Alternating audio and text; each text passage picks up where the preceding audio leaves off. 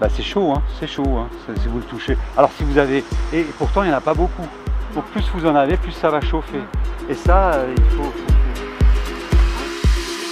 Il y a 2 ans, on a installé ce site école pour que les gens puissent venir ici aussi suivre un petit atelier.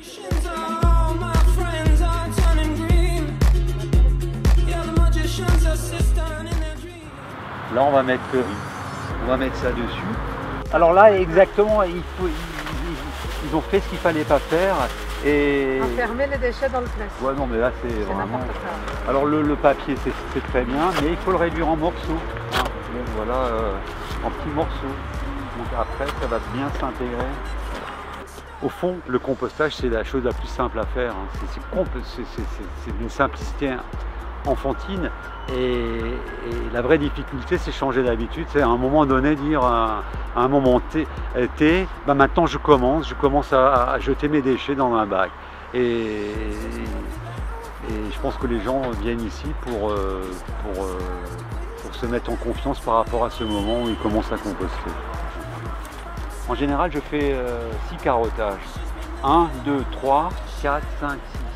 Et alors là, j'ai une bonne idée de ce qui se passe dedans. Alors on tire. Alors vous voyez, en dessous, là, vous avez du plus frais, déjà décomposé, mais là c'est chaud. Hein. Là, vous pouvez toucher, c'est chaud. Là, on voit toute la vie qu'il y a dedans. Hein. Ouais, là, on voit toute la vie. On est capable, soit seul, de transformer un déchet en ressource. Et ça, c'est une satisfaction que moi je trouve assez profonde.